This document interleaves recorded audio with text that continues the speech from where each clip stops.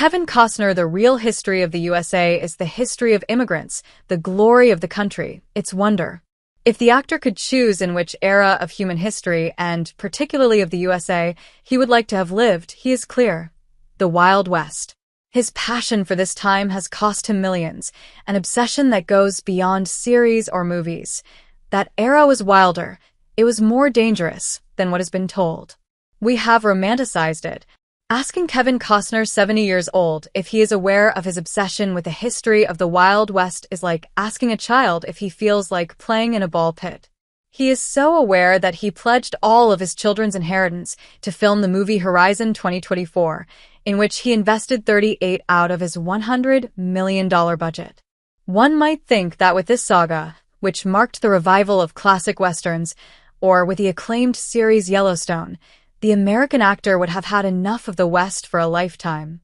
But no, his passion for the Wild West, for its history, and its legends is such that he needed to produce and direct a documentary that would put an end once and for all to the romanticization of that era and underline that a country that forgets its past is doomed to repeat it. To achieve this, he teamed up with historian Doris Kearns Goodwin, Pulitzer Prize winner, with whom he conceived The Wild West by Kevin Costner, which premieres on November 3rd on the History Channel to celebrate its 25 years. The Star of Dances with Wolves 1990, the movie that triggered his obsession with the Wild West, goes from 0 to 100 when that period is mentioned.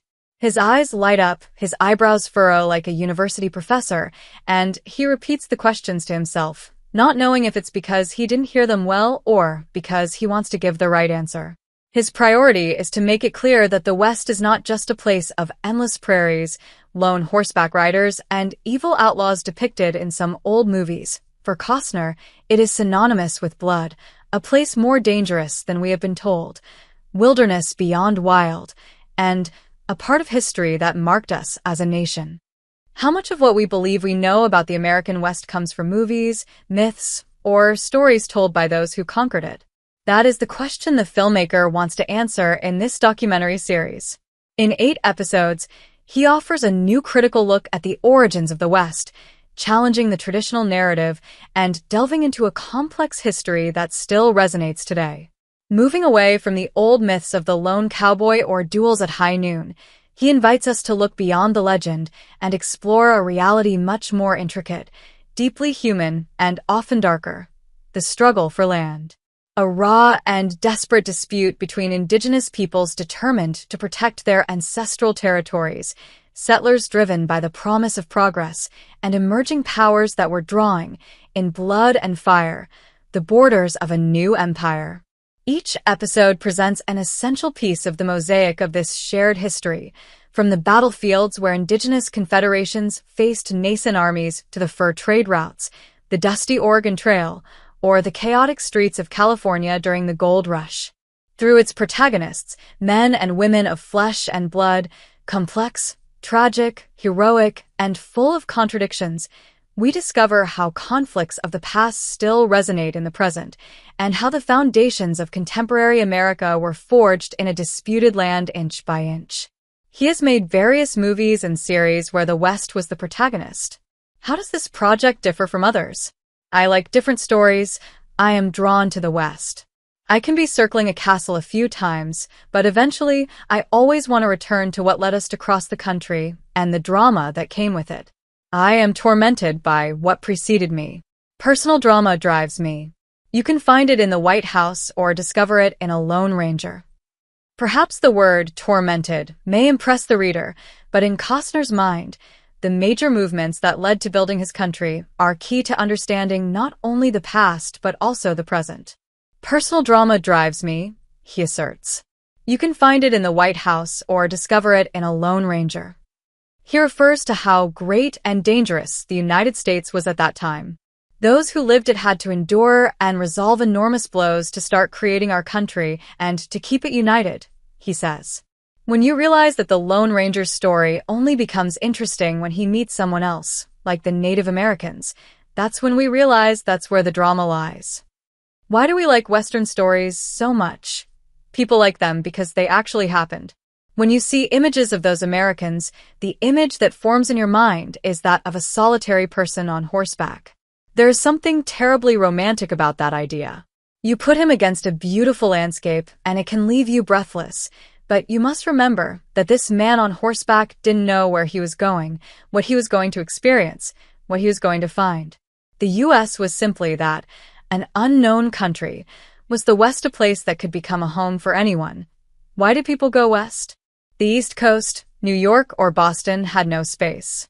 And then they were promised that in the West, they could have their land, and that promise was there for 400 years.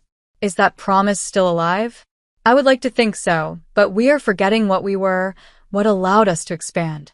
If we look back, we can see how we became great.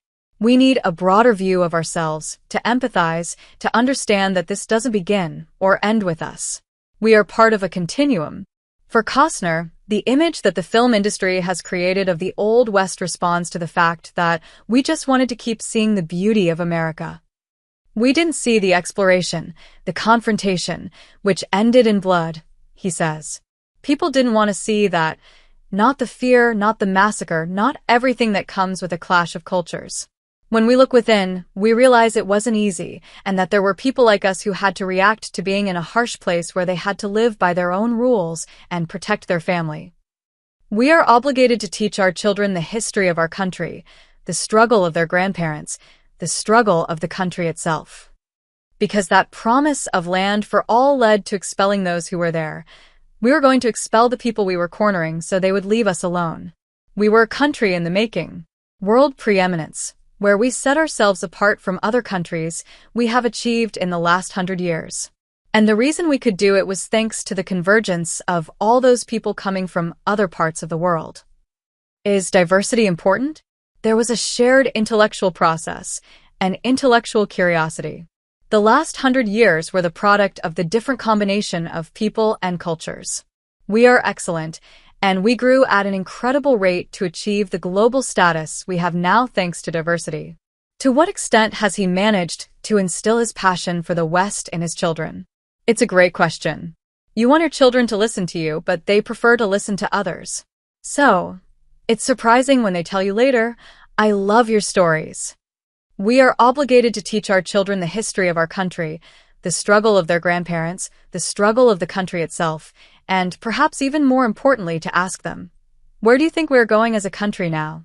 Where are we going as a world? We have the ability to teach without lecturing, without forcing something into our heads. The history of our world is glorious. It's tragic. There are inevitable moments. We should have a poetic sense of how we can improve ourselves. We want to continue talking with Costner precisely about that. Where are we going?